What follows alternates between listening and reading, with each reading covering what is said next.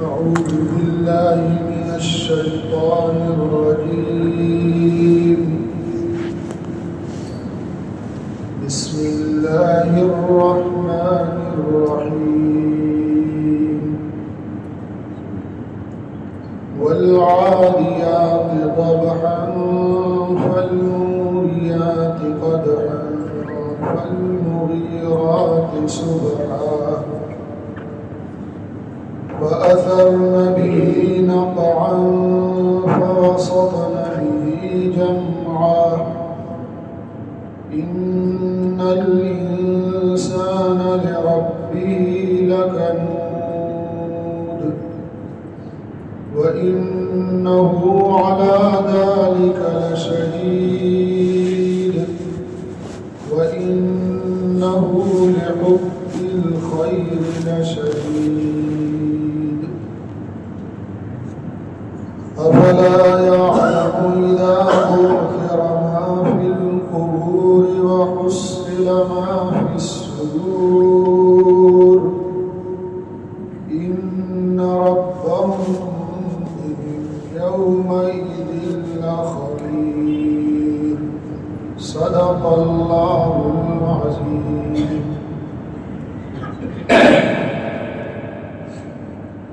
اور قسم ہے ان گھوڑوں کی جو ہانپتے کانپتے دوڑتے ہیں، اور قسم ہے ان گھوڑوں کی جو اپنے ٹاپ سے چنگاریاں اڑاتے ہیں، اور قسم ہے ان گھوڑوں کی جو صبح سویرے حملہ کرتے ہیں، پھر وہ اس کی وجہ سے گرد و غبار اڑاتے ہیں اور دشمن کی فوج کے بیچ میں گھس جاتے ہیں۔ بے شک انسان اپنے پروردگار کا بڑا ناشکرا ہے، اور بے شک وہ اس پر خود گواہ بھی ہے، اور بے شک انسان مال کی محبت بہت زیادہ رکھتا ہے۔ کیا وہ نہیں جانتا ہے کہ ایک دن وہ آئے گا جب قبروں میں جو کچھ ہے سب باہر نکال دیا جائے گا، اور دلوں میں جو راز اور بھید ہے سب ظاہر ہو جائے گا۔ بے شک ان کا پروردگار اس دن ان کے بارے میں خوب اچھی طرح واقف ہوگا۔ محترم بزرگوں، دینی اور ایمانی بھائیوں، یہ سورہ والعادیات ہے، مکی سورتوں میں سے ہے۔ اس کے اندر ایک رکوع اور کل 11 آیتیں ہیں۔ اللہ تبارک و تعالیٰ نے پیچھے ہم لوگوں نے کئی صورتوں میں اب تک پڑھا کہ اللہ تعالیٰ مختلف مواقع پر بہت ساری چیزوں کی قسمیں کھاتے ہیں، جیسے کبھی سورج کی، کبھی چاند کی، کبھی رات کی، کبھی دن کی، کبھی چاشت کے وقت کی، کبھی فجر کی، کبھی عصر کی، مختلف چیزوں کی اللہ تعالیٰ نے قسم کھائی۔ اور بیچ میں کل یا پرسوں ایک صورت آئی تھی والتین والزیتون کی، تو اللہ نے وہاں انجیر کی اور زیتون کی، کوہ طور کی، مکہ مکرمہ کی، الگ الگ چیزوں کی قسم کھائی۔ آج یہاں اللہ تعالیٰ نے ایک جانور کی قسم کھائی، جس کو ہم اور آپ اپنی زبان میں گھوڑا کہتے ہیں۔ اللہ نے گھوڑے کی قسم کھائی، اور میں نے پیچھے بھی ایک دن یہ اشارہ کیا تھا کہ اللہ تبارک و تعالیٰ قرآن میں جہاں جو قسم کھاتے ہیں اس کی کوئی نہ کوئی اس صورت کے ساتھ حکمت ہوتی ہے، اور کوئی اللہ بات سمجھانا چاہتے ہیں ہم کو آپ کو، اس لیے اس خاص مناسبت کی بنیاد پر اللہ قسم کھاتے ہیں۔ یوں ہی دھڑ کی جس چیز کی قسم منہ میں آئے کھا لیا اللہ کے لیے تو ہر چیز کی قسم جائز ہے، لیکن کوئی خاص حکمت ہوتی ہے۔ یہاں بھی ایک خاص وجہ ہے جس کی وجہ سے اللہ نے جانور کی اور جانوروں میں بھی گھوڑے کی قسم کھائی.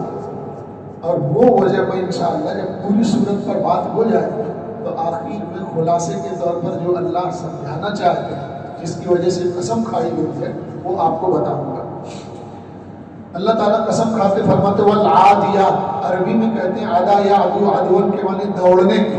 ہم دوڑتے، آپ دوڑتے ہیں ایکسرسائز کرنے کے لیے یا ایسے کسی وجہ سے دوڑتے ہیں. کرکٹ کھیلنے میں بچے دوڑتے ہیں کچھ پکڑنے کے لیے ایک دوسرے کو. تو اس سے یہ لفظ بنا عربی میں عادیات معنی دوڑنے والے، اور دوڑنے والے مراد یہاں گھوڑے ہیں. اور ذبحن کہتے ہیں جب گھوڑا دوڑتا ہے تیز آپ اس کو دوڑائیے تو جیسے ہم اور آپ دوڑتے دوڑتے تھک جاتے ہیں تو اردو میں اس کو کہتے ہیں ہفری آنے لگتی ہے، سانس پھولنے لگتی ہے، اس طرح کی آواز نکلتی ہے گلے میں سے. تو گھوڑے کے گلے میں جو خاص قسم کی آواز نکلتی ہے اس کو عربی میں کہتے ہیں ذبحہ. اس کا ترجمہ علماء نے کیا ہے ہانپتے کانپتے، ہانپنے کی جو آواز نکلتی ہے. تو اللہ قسم کھاتے والعادیات ذبحن، قسم ہے ان گھوڑوں کی جو ہانپتے کانپتے دوڑتے ہیں. فالموریات، عربی میں قرآن کی زبان میں اور حدیثوں میں جہاں یہ لفظ آیا ہے اورا یوری ایران کے معنی آتے ہیں آگ جلانا. ہمارے گھروں میں دیکھتے ہوں گے جو ہم لوگ، اب تو زمانہ بدل گیا ہے اور پہلے کچھ ٹھیک تھا تو ماچس چلتی تھی گھروں میں. آج بھی رکھتے ہیں بہت سارے لوگ، خاص طور سے وہ لوگ جو ہمارے بھائی سگریٹ اور بیڑی پینے کے عادی ہیں وہ ماچس رکھتے ہیں یا لائٹر رکھتے ہیں. تو لائٹر تو بعد میں آیا، پہلے ماچس. ماچس سے بھی پہلے عربوں میں خاص طور پر پتھر ہوتا تھا، خاص قسم کا پتھر جو آج بھی عربوں میں پایا جاتا ہے. آپ وہ دو پتھر کے ٹکڑے لے کے اس کو آپس میں رگڑیے اور زور سے ماریے تو چنگاری نکلتی، آگ پکڑ لیتی. تو اس زمانے میں جنگوں میں جو صحابہ کرام یا مجاہدین یا بعد کے ادوار میں جو لوگ جاتے تھے یا کہیں مسافر جاتا ہوا اور راستے میں کھانا پکانے کی ضرورت پڑ گئی تو پھر وہ پتھر ڈھونڈ کے لاتے. تو ان کو معلوم ہے کہ کس پتھر سے چنگاری ہر پتھر میں نکلتی ہے، لیکن آگ جلانے کے لیے اس کو اردو میں کہتے ہیں چکما، کوئی پتھر. تو اس کو کہتے ہیں آگ نکالنا.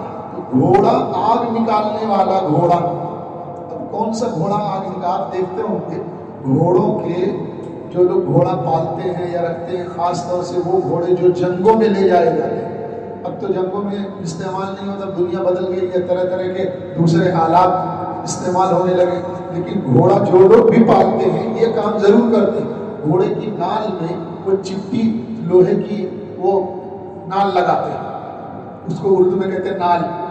تو گھوڑا جب جس کے پاؤں میں نال لگا ہوا ہو وہ لوہا، اور جب اس کو پتھریلی زمین میں، عربوں کی سرزمین جو پہاڑوں سے بھری ہوئی ہے، جب دوڑایا جائے تو گھوڑے کی نال جب پتھر پہ پڑتی ہے تو اس سے چنگاری نکلتی ہے. اس کو کہتے ہیں قدحا، چنگاری نکلنا.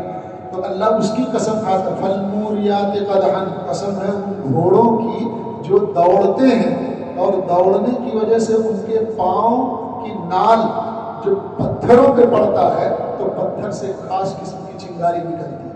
اس کی اللہ نے قسم کھائی. پھر فرمائے فالمغیرات صبح، اور قسم ہے ان گھوڑوں کی جو صبح سویرے حملہ کرتے ہیں. اس کی بھی خاص وجہ اللہ تعالیٰ نے ایک تو گھوڑے کی قسم کھائی اور گھوڑوں میں بھی یہ بات ذکر کی کہ گھوڑے صبح سویرے حملہ کرتے ہیں. عربوں میں جنگیں بہت ہوتی تھی.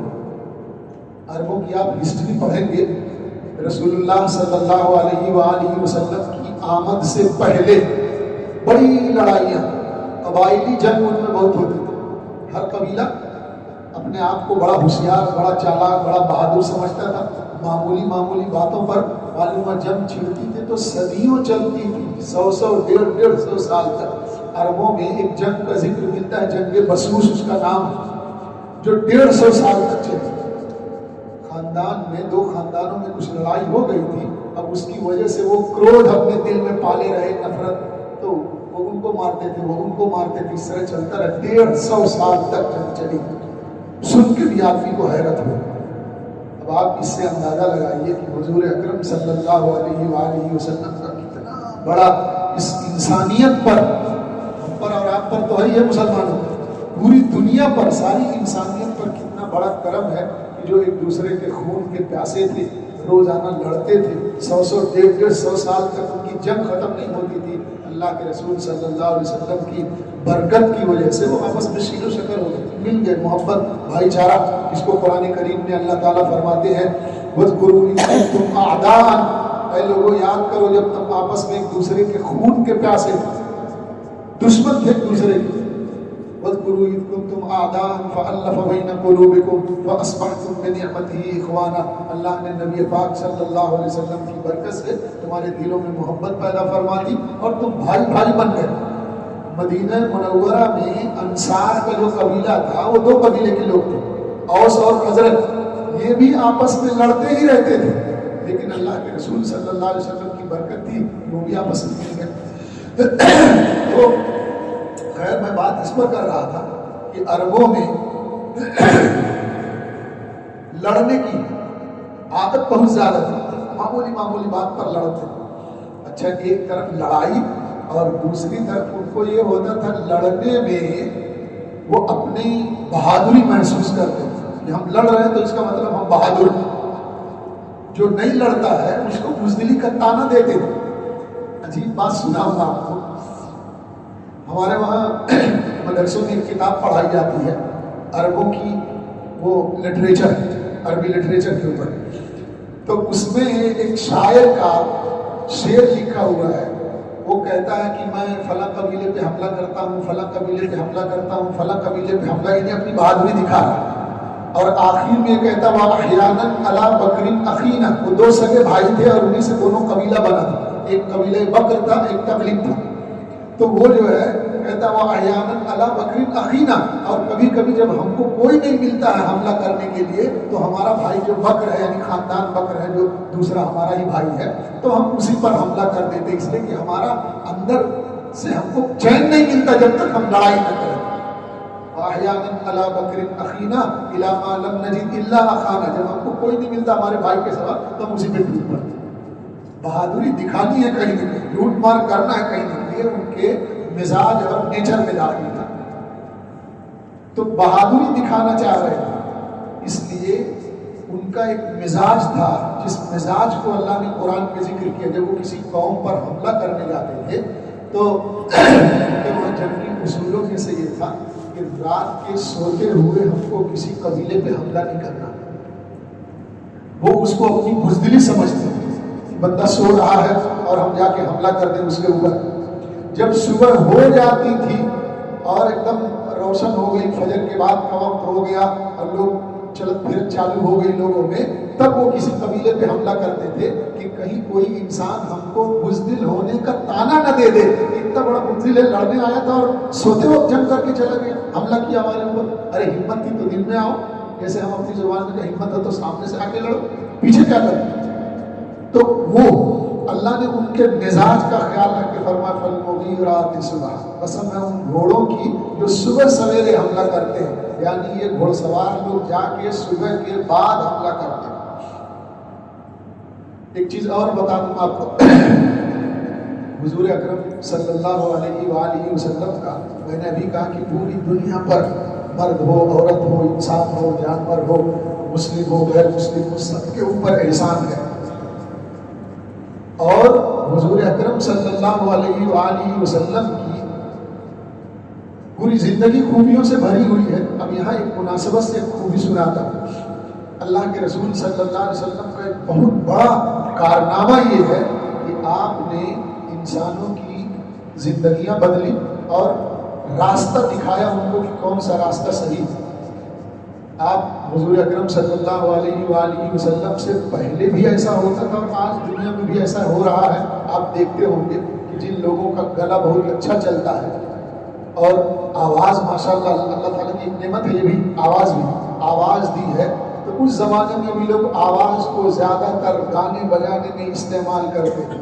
حضور اکرم صلی اللہ علیہ وآلہ وسلم کا احسان ہے کہ اللہ نے اس آواز کو جو خدا کی نعمت تھی اس کو موڑا اور تلاوت قرآن کریم کی طرف لے آیا۔ چنانچہ اس کے بعد آپ دیکھیے بڑے بڑے قاری ہوئے، ہمارے آپ کے درمیان بھی ایسے لوگ آواز والے ہیں جو قرآن پڑھے تو ایسا جی کرتا ہے کہ بس سنتا ہی رہتا ہے۔ یہ حضور صلی اللہ علیہ وسلم نے صرف رخ موڑ دیا، وہی آواز وہی انسان، لیکن گانے میں تھا موڑ کے اللہ کے رسول صلی اللہ علیہ وسلم نے قرآن پاک کی طرف لا دیا۔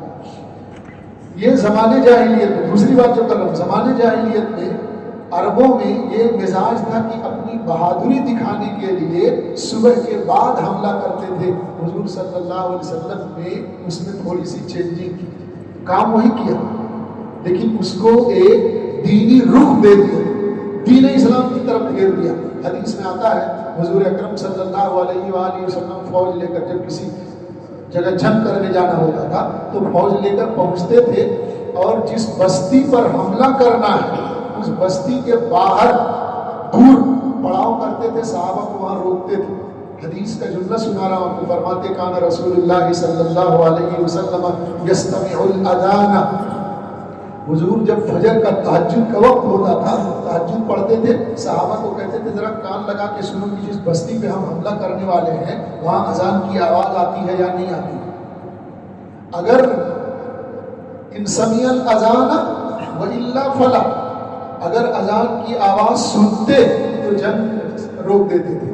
یہ بستی مسلمانوں کی ہے، یہاں سے اذان کی آواز آ رہی ہے، اور اگر اذان کی آواز نہیں سنتے تو اس کا مطلب یہ کلیئر ہے کہ یہاں رہنے والے غیر ہیں، اب ان پر حملہ کر سکتے ہیں۔ تو حضور پاک صلی اللہ علیہ وسلم، یہی سے علماء نے، ہمارے حنفی مذہب کے بہت بڑے امام ابو حنیفہ رحمۃ اللہ علیہ کے شاگرد بھی ہوں، امام محمد رحمۃ اللہ، انہوں نے لکھا ہے کہ اذان دینا، عام طور سے ہمارے وہاں مسئلہ یہ ہے کہ اذان دینا سنت ہے، لیکن امام محمد رحمۃ اللہ علیہ کہتے ہیں اذان دینا نمازوں کے وقت واجب ہے، اور وہاں یہاں تک انہوں نے لکھ دیا کہ اگر نماز کے وقت میں اذان نہ دے پورے بستی والے اور منع کر دیں کہ اذان نہیں دینا ہے ہم کو، تو ایسے لوگوں سے جہاد کرنا واجب ہو جائے گا۔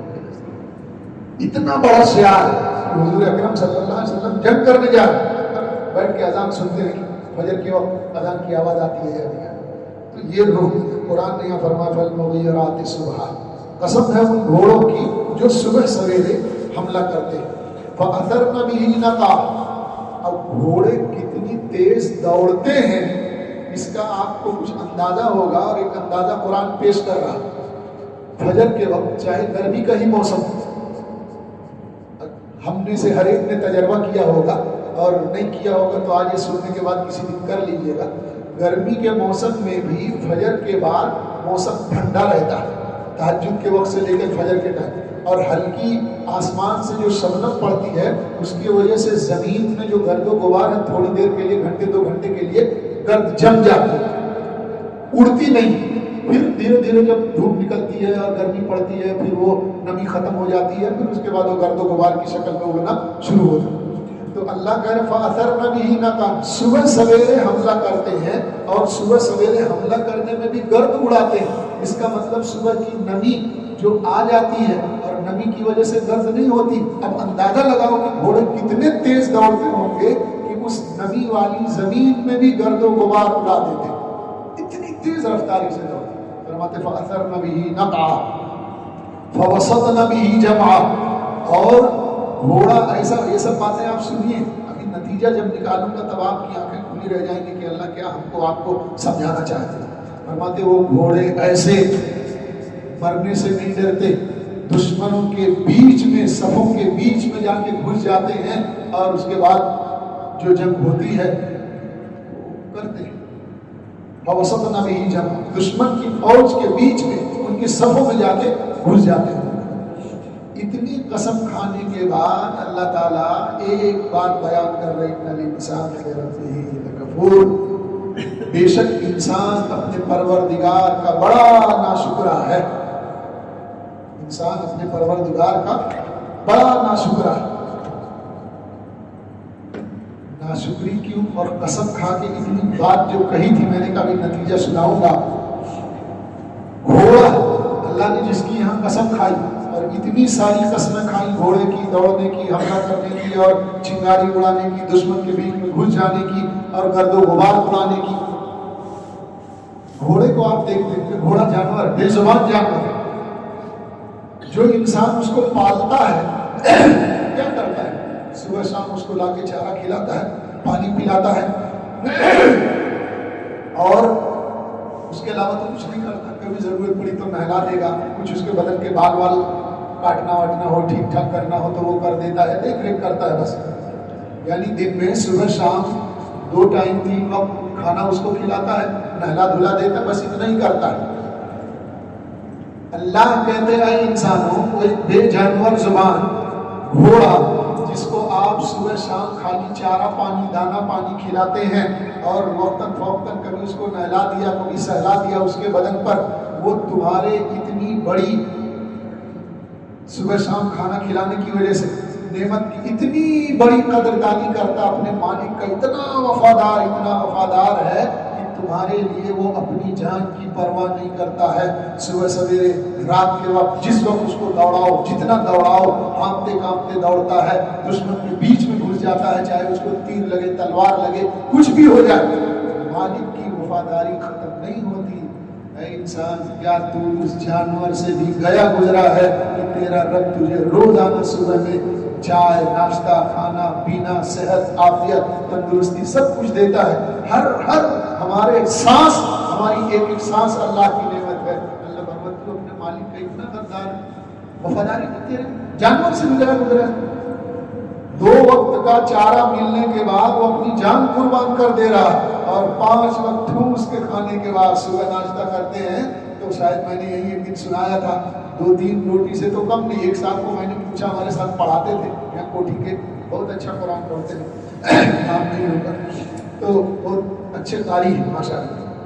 تو وہ میں نے کہا کہ گھر سے ناشتہ کیا, کہا کہ مولانا میری تو 2 روٹی بدھی ہوئی ہے, 1 روٹی چائے کے ساتھ کھاتا ہوں, 1 روٹی دودھ کے ساتھ کھاتا ہوں. اور آواز ماشاء اللہ ان کی بلند, جب تراویح پڑھانے مسلح پہ آتے تھے تو یہ مائک نکال دیتے, پورا مسجد ویسے ہی گونجے ان کی آواز. تو 2 روٹی ناشتے میں کھاتا. ہمارے ایک سالے ہم زامبیا میں رہتے ہیں, میں ایک مرتبہ ناشتہ کر رہا تھا تو میں نے ان کو کہا کہ بھائی آ جاؤ ناشتہ کر لو. میں صاحب فل ناشتہ کروں, فل ناشتہ میں نے ہوں, تو کہا 5 روٹی کھاتی. 5 روٹی میں ہمارا آپ کا فل ناشتہ ہو رہا, پھر دوپہر کا کھانا ہو جاتا, 11 نہیں بجتے ہیں تو گھر میں جا کے ہنگامہ چالو ہو جاتا, کھانا اٹھائیے کھانا اٹھائیے. ارے ابھی 5 روٹی تو کھایا, پیٹ ہے کچھ اور ہے, انڈیا کے ٹرپ ایسا ہو رہا. پھر معلوم عصر کے بعد اٹھتے 2:30-3 بجے, جیسے ہی نیند پوری ہوتی ہے گھر میں چالو ہو جاتا, معلوم ماں والوں میں ذرا چائے بناؤ, تو پھر چائے چلتی, دکان پہ آ کے کچھ چلتا, مغرب بعد عشاء بعد کھاتے ہی کھاتے رہتے. اس کے بعد بھی کھاؤ, کھانے سے کسی نے منع نہیں کیا. اللہ جو سمجھانا چاہتے ہیں گھوڑے سے ہی برس سیکھو انسانوں. وہ گھوڑا جو بے زبان ہے, 1-2 وقت کا چارہ وہ بھی کبھی ٹھیک سے ملا نہیں ملا, پیٹ بھرا نہیں بھرا, انسان کو پتہ نہیں چل پاتا. تم تو اپنی مرضی سے کھاتے ہو, صبح شام اللہ کی نعمتیں ہمارے اوپر برستی ہیں, اس کے باوجود بھی انسان ناشکر. کچھ کو پوچھو تو اتنا بڑا منہ بنائے گا, بنانا بڑی پریشانی. ارے یار کھا کے آئے ہو, پی کے آئے ہو, اچھے خاصے ہو, کچھ نہیں ہے. کم سے کم اللہ نے جسم میں بیماری نہیں رکھی, تندرست ہے, صحیح سالم ہے, یہ بہت بڑی نعمت ہے اللہ تعالیٰ. ہاں بولو, جب بھی کوئی پوچھے سینہ تان کے الحمدللہ, اللہ کا شکر ہے. چاہے ہزاروں غم ہو, ہزاروں تکلیف ہو, یہ بھی خدا کا شکر ہے. اپنے غم کو چھپا, الحمدللہ بہت اچھا ہوں, اللہ کا شکر ہے, اللہ کی حال میں رہے. یہ ہم کو جانور سے سیکھنا چاہیے. اس لیے اللہ فرماتے ہیں ان الانسان لربہ لکنود, انسان اپنے رب کا بہت بڑا ناشکرا. حدیث میں روایتوں میں آتا ہے, صحابہ نے پوچھا کہ یا رسول اللہ یہ جو قنوت لکھا ہوا قرآن میں ان الانسان لربہ لکنود, لام تاکید کے لیے, اور اصل لفظ قنوت ہے, قنوت مانے ناشکرا, اور لام تاکید ہے بہت بڑا ناشکرا, چھوٹا موٹا نہیں. تو صحابہ نے جب پوچھا, حضور پاک صلی اللہ علیہ وسلم فرماتے ہیں کہ قنوت کہتے ہیں, سنیے اس کی تفسیر کیا. قنوت کہتے ہیں من یأکل وحدہ ویترک رفدہ ویضرب عبدہ. اللہ کے رسول صلی اللہ علیہ وسلم فرماتے ہیں قنوت وہ انسان ہے جو اکیلے کھانا کھاتا ہے. وہ سارے لوگ اتنے بخیل ہوں گے, اتنے بخیل ہوں گے, کوئی آ جائے کھانے کو تو پوچھتے ہی نہیں ہیں, دیکھتے ہی نہیں ہیں اس کو. جب کھانا ہو تو اکیلے کھائیں گے, نہ کسی یتیم کو, نہ فقیر کو, نہ محتاج کو, نہ پڑوسی کو. ہمارے ایک چچا ہیں تو ابھی زندہ ہیں, ان کی عمر 90 سال کے آس پاس ہو گئی ہے. تو پورے گاؤں میں یہ مشہور ہے کہ کبھی کسی نے ان کو کھانا کھاتے ہوئے نہیں دیکھا، ہمارے سگے چچا۔ اور اگر کھانے میں آپ ان کے سامنے پہنچ گئے، چاہے کھانے کے لیے نہیں کسی کام کے لیے بھی، تو وہ آپ کو دیکھ نہیں سکتے ہیں، کبھی نہیں، کبھی نہیں دیکھتے، سر نیچے کر کے کھاتے رہیں گے، آپ ان کو بولتے رہیے، سنتے رہیں، تمہاری طرف دیکھیں گے نہ تمہاری بات سنیں گے، جب تک کھا کے فارغ۔ اگر کھا لیں گے تو ماشاءاللہ 2-4 گالی پہلے آپ کو دیں گے، اس کے بعد پوچھتے ہیں کہ اب بولو کیا کام سے آئے تھے، کہ فلانے کام سے، تو یہی وقت ملا تھا جب ہم کھا رہے تھے، تب تم آؤ، ایسا کرتے ہیں۔ تو اللہ کے رسول فرماتے ہیں من یاکل وحدہ، جو تنہا کھائے، تنہا کھانے کا مطلب یہ ہے کہ کھانا تو آدمی اگر کوئی نہیں تو اکیلے ہی کھائے گا۔ انسان کو اس بات کی کوشش کرنا چاہیے کہ جب بھی آپ کچھ کھائیں پیئیں تو کوئی غریب، دکھیارا، فقیر، محتاج، یتیم کوئی بھی دکھ جائے، آپ اس کو اپنے کھانے میں شریک کر لیں، یا کم از کم اڑوس پڑوس میں پتہ کر لیں کچھ آپ کے گھر میں کوئی چیز زیادہ ہے، فاضل ہے یا کمی ہے، اسی میں سے تھوڑا 2-4 لقمہ اور کسی کو دیں۔ کھانے میں کوئی نہ کوئی شریک رہنا چاہیے، اس کی ایک برکت ہے زندگی۔ تو اللہ کے رسول فرماتے ہیں وہ ناشکرا ہے جو اکیلے کھاتا ہے۔ دوسری بات ہے، اچھا اکیلے کا ایک اور مطلب ہے جس میں ہم سب مبتلا ہیں، ہم بھی کرتے ہیں، آپ بھی کرتے ہیں، آج سے مت کریے گا۔ اللہ کے رسول فرماتے جو اکیلے کھاتا ہے کا مطلب یہ ہے کہ گھر میں بیوی بچے ہیں، ابھی آپ آئے ہیں یہاں، ابھی تو خیر رمضان ہے، نہیں کھانا ہے، رمضان کے علاوہ دنوں میں معلوم ہوا جناب والا خان صاحب گھر سے نکلے ہیں اور دکان پہ ہیں، مکان پہ ہیں، پھر کسی دوست کا فون آیا، پھر وہیں سے احمدآبادی توا فرائی، چلو آج وہاں کھا کے آتے، وہاں معلوم ہوا اکیلے گلچھرے اڑا کے، ٹھوس کے، ڈکارے لے کے، پیپسی وپسی پی کے آ رہے ہیں، اور گھر میں بیوی اور بچے اور ماں اور بہن سب گھر میں انتظار میں ہیں، کہاں ہو؟ کہ ابھی آ رہا ہوں 10 منٹ، تم لوگ کھا لو، مجھے ذرا دیر ہو جائے گی۔ ایسا نہیں بولتا وہ انسان کہ میں نے کھا لیا تم کھانا کھا لو، یا میں آ کر نہیں کھانے والا ہوں، ابھی بھی نہیں بولتا۔ گھر میں بیٹھ کے بھی ابھی کہ آپ کو بھوک نہیں لگی، ہم کیسے بولیں گے کہ ہم ٹھوس کے وہاں تک آئے؟ یہ شریعت میں پسندیدہ عمل نہیں ہے۔ اللہ کے رسول فرماتے ہیں الذی یاکل وحدہ ویترک ربہ، اکیلے کھا کے آ گیا اور گھر میں بیوی بچوں کو ایسے چھوڑ کے آ گیا۔ اس لیے اگر کبھی ایسی نوبت آئے تو آپ کی ذمہ داری یہ ہے، ہماری ذمہ داری یہ ہے کہ باہر آپ جو کھا کے آئے ہیں کم سے کم گھر میں آپ کی جو بیوی ہے، بچے ہیں، ان کے لیے بھی وہی کھانا لے کے آؤ۔ آپ نے تندوری کھائی تو ان کے لیے بھی پیک کرا، آپ نے کچھ اور کھایا تو ان کے لیے بھی لے کے جاؤ۔ گھر میں تمہارے لیے سارے دن مرتی ہے بیچاری، کام کر دیا اور آپ اکیلے کھا لی، اتنی محبت سے کھانا بنا کے انتظار کر رہے ہیں، اور آپ جا کے اس کے سارے لیے کرائیں گے کہ نہیں مجھے بھوک نہیں، ڈکار لے رہے لمبی، بتانا بھی گوارا نہیں ہے۔ اللہ کے رسول فرماتے آدمی اچھا نہیں ہے۔ حدیث کا جملہ ہے، اللہ کے رسول فرماتے الا انبئکم بشرارکم، کیا میں تم کو بدترین آدمی جو خراب آدمی ہوتا ہے اس کے بارے میں نہ بتاؤں؟ صحابہ کہتے ہیں اللہ کے رسول ضرور بتائیے، تو یہی جملہ سنایا، فرمایا الذی یاکل وحدہ ویترک رفدہ۔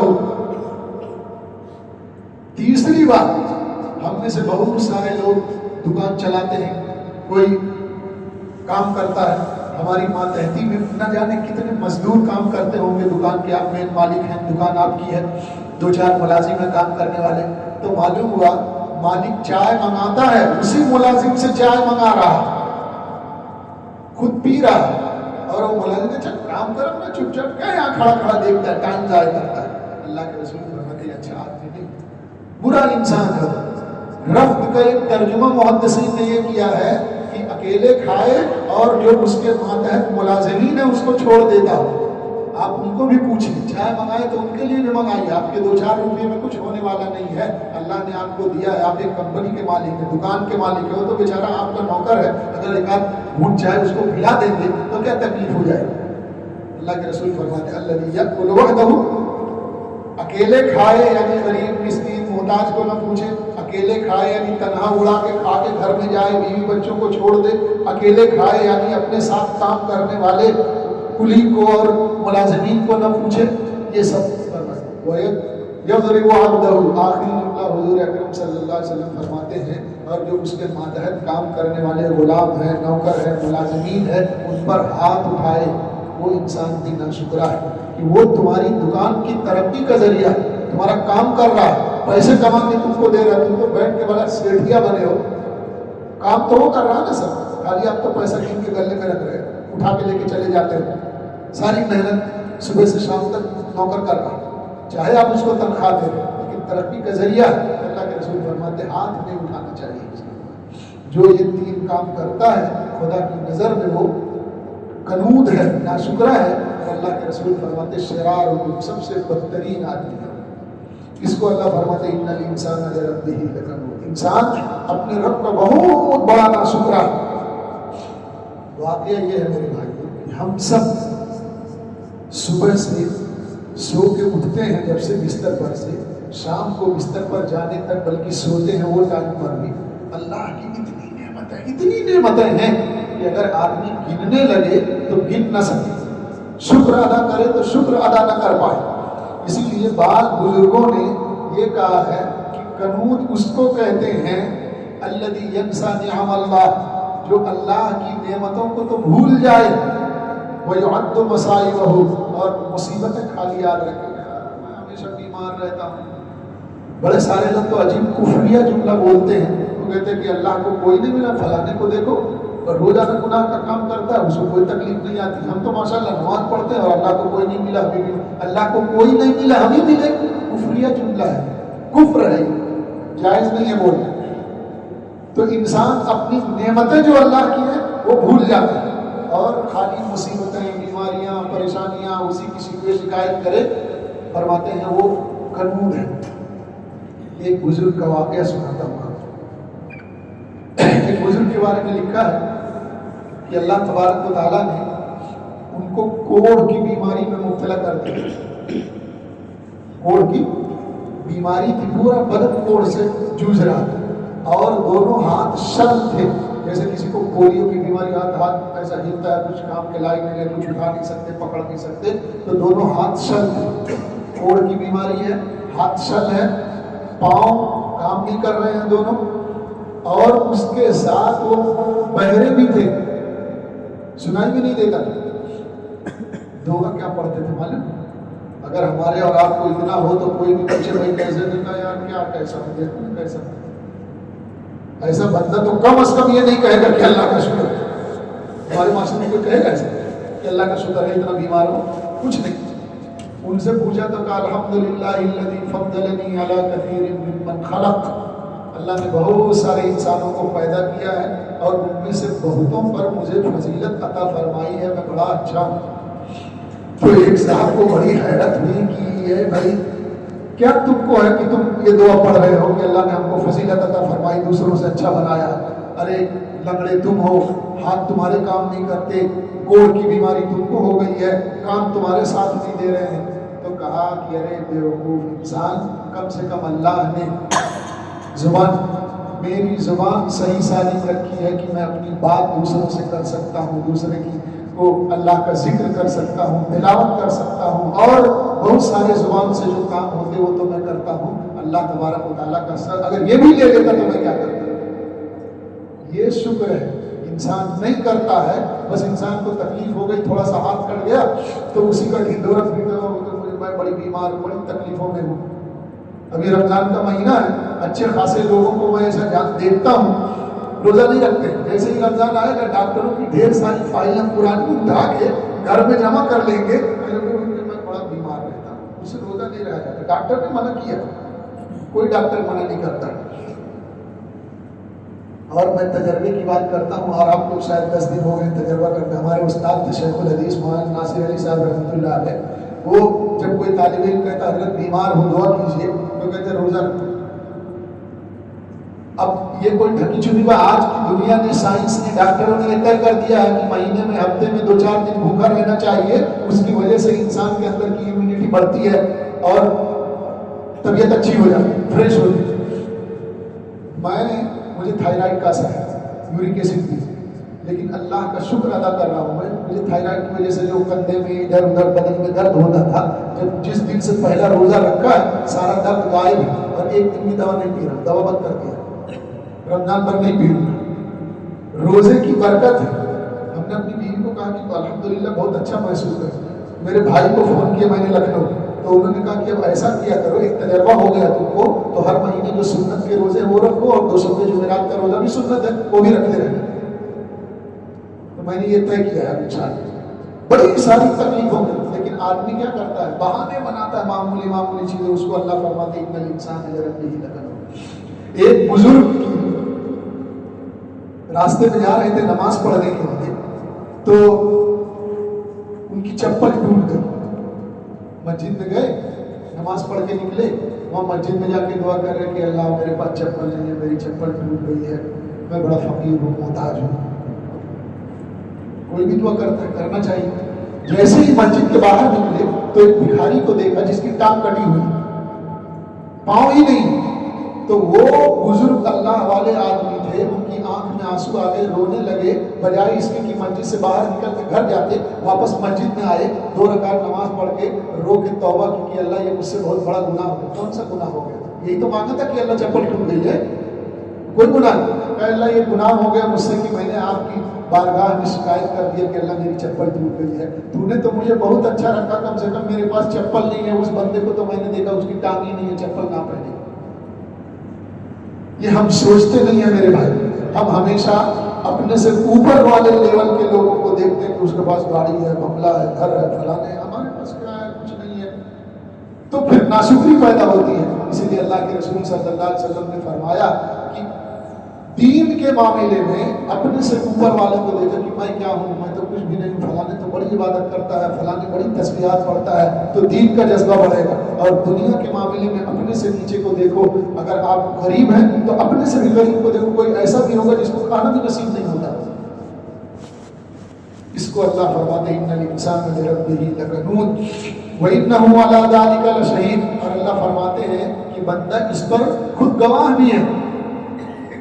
اللہ تو گواہ ہی ہے، بندہ خود اپنے عمل سے ناشکری کر کر کے گواہی دیتا ہے کہ میں ناشکرا ہوں، میں ناشکرا ہوں۔ ایک آدمی کا واقعہ سنو، ناشکری کی بات پر یاد آ گیا، نام نہیں لے رہا اس لیے آپ لوگوں کو مسئلہ نہیں ہے سنانے میں۔ ایک مرتبہ میں جنازے میں گیا، وہ انگلینڈ میں رہتے اور انگلینڈ میں ان کی بڑی بڑی فیکٹریاں، یہ پینٹ اور جینس پینٹ یہ سے جو بنتی ہیں وہ بناتے ہیں، اور ان کا بڑا کاروبار اللہ نے خوب نوازا ہے۔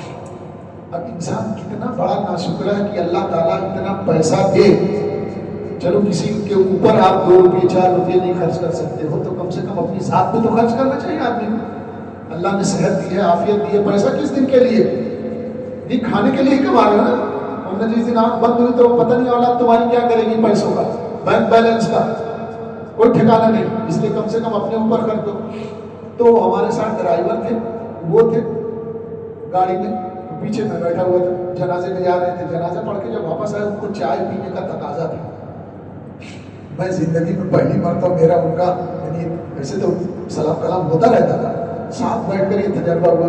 تو جب ہم واپس آنے لگے تو ڈرائیور سے کہہ رہا کہ یار ذرا کسی دکان پر روکو، چائے پینی۔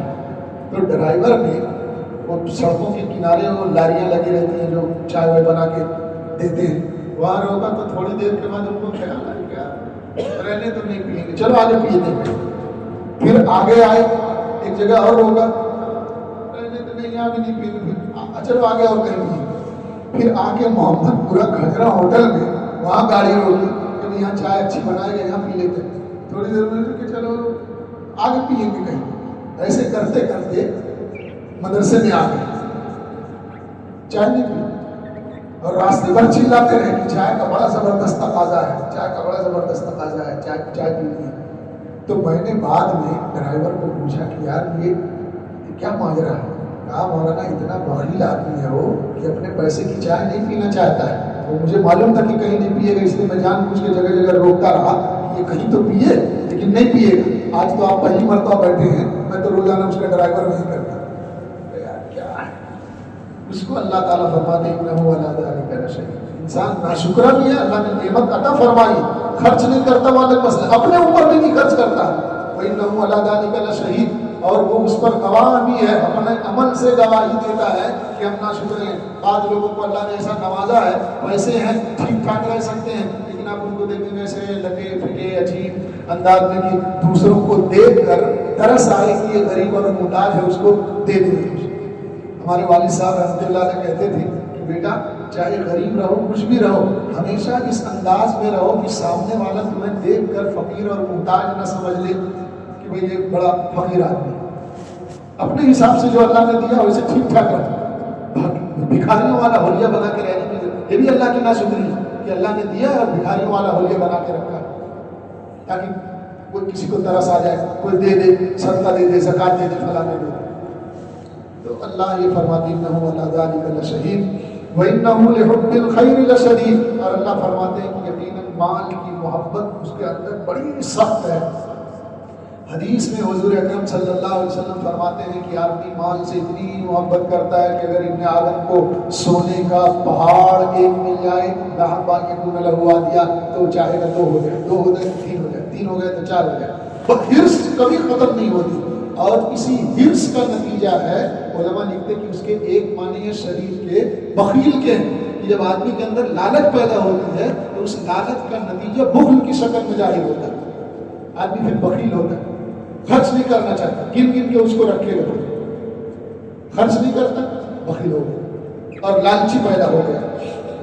اللہ فرماتے ہیں افلا یعلم اذا بعثر ما فی القبور، کیا وہ نہیں جانتا ہے کہ وہ دن بھی آنے والا ہے جب قبروں سے ساری چیزیں باہر نکال دی جائیں گی۔ کل ہی سورہ اذا زلزلہ میں ہم لوگوں نے پڑھا کہ جب یہ مال و دولت جو ہم جمع کر کے رکھتے ہیں، ناشکری کر رہے ہیں، بخیلی کر رہے ہیں، خرچ نہیں کر رہے ہیں، خرچ نہیں کر رہے، چل حق والوں کا بھی حق نہیں دے رہے ہیں، کتنے ایسے لوگ ہیں۔ جب قیامت کا منظر ہوگا کہتے اللہ وہ نہیں جانتا انسان کی قبروں میں سے سب کچھ نکال دیا جائے گا، مردے نکل جائیں گے، سونا چاندی ساری چیزیں نکل کے باہر ہوں گی، اپنی نظروں سے دیکھے گا کہ یہی مال و دولت ہے جس میں نے کنجوسی کی، جس کی وجہ سے لالچ کیا، جس کی وجہ سے رشتے توڑے، جو اپنے اوپر بھی خرچ نہیں کیا۔ اولاد تو پتہ نہیں کیا کرے گی، کوئی ٹھکانہ نہیں آپ کی اولاد کا کہ کیا کر کے جائے۔ اگر نیک ہوئی تو اللہ تبارک و تعالیٰ اس کی نیکی کی وجہ سے اسے دولت خود دیں گے، اس کی ضرورتیں پوری کریں گے۔ اور اگر اولاد نیک نہیں ہے، ہم نے اور آپ نے پیسہ جمع کے جمع کر دیا کہ ہمارے بچوں کے کام آئے گا، آپ کی آنکھ بند ہوئی، بچے ایک دوسرے سے دست و گریباں ہوں گے، لڑیں گے، بھائی بہن سب مار پیٹ خون ہنگامہ ہوگا، اور کب پیسہ آپ کا جمع کیا ہوا ساری زندگی کی گاڑی خون پسینے کی کمائی 2-4 منٹ میں اڑا کے رکھ دیں گے۔ اس لیے کم سے کم آئے میرے بھائیوں اپنے اوپر، اپنے بیوی بچوں پر جن کا حق ہے ان کو تو ان کے اوپر تو خرچ کرنا ہی ہے نا۔ یہ بھی ناشکری میں داخل ہے کہ آدمی کے پاس ہے اور بیوی بچے ترس رہے ہیں کچھ کھانے کے لیے، پہننے کے لیے، لیکن نہیں کر رہے۔ کچھ لوگ ایسے ہیں جو اس کے الٹا معلوم اڑاتے ہیں، دے دیا لے جاؤ بیٹا جہاں چاہے وہاں اڑاؤ، یہ بھی صحیح نہیں، لیکن کم سے کم جو ان کی واجبی ضرورت ہے اس میں بخیلی کرنا صحیح نہیں۔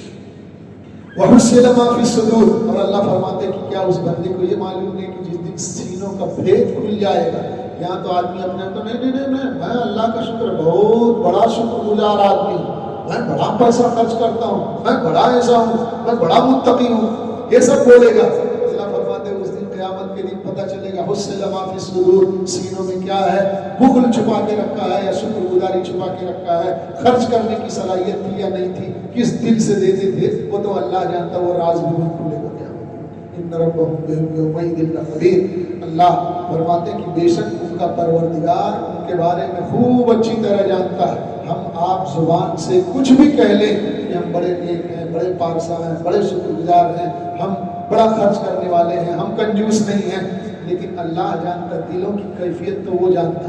ہمیں آپ دھوکہ دے سکتے ہیں، اپنے آپ کو دھوکہ دے سکتا ہے، اللہ کو کوئی دھوکہ نہیں دے سکتا۔ اللہ تبارک و تعالی ہمیں آپ کو کئی سنی باتوں پر عمل کی توفیق نصیب فرمائے۔ اللہ ہم سب کے اندر شکر گزاری کا جذبہ پیدا فرمائے، اپنے مالک سے ایسی وفاداری ہم سب کو اللہ نصیب فرمائے جو اس جانور بے زبان جانور کو اللہ دیتا ہے۔ اللہم صلی علی سیدنا و مولانا محمد وعلی آل سیدنا و مولانا محمد وبارک وسلم۔ ربنا آتنا فی الدنیا حسنۃ وفی الآخرۃ حسنۃ وقنا عذاب النار۔ ربنا ظلمنا انفسنا وان لم تغفر لنا وترحمنا لنكونن من الخاسرین۔ ربنا لا تزغ قلوبنا بعد إذ هديتنا وهب لنا من لدنك رحمة إنك أنت الوهاب۔ اے اللہ ہم سب کے گناہوں کو معاف فرما دے، اے اللہ ہماری خطاؤں اور غلطیوں کو درگزر فرما دے، اے اللہ دن کے اجالے میں، رات کے اندھیرے میں، جان بوجھ کر انجانے میں، مجمع میں یا تنہائی میں جو بھی گناہ ہم سے ہوئے ہیں اے اللہ سب معاف فرما دے۔ اے اللہ اپنا ذوق عطا فرما، اپنا شوق عطا فرما، اپنا نام عطا فرما۔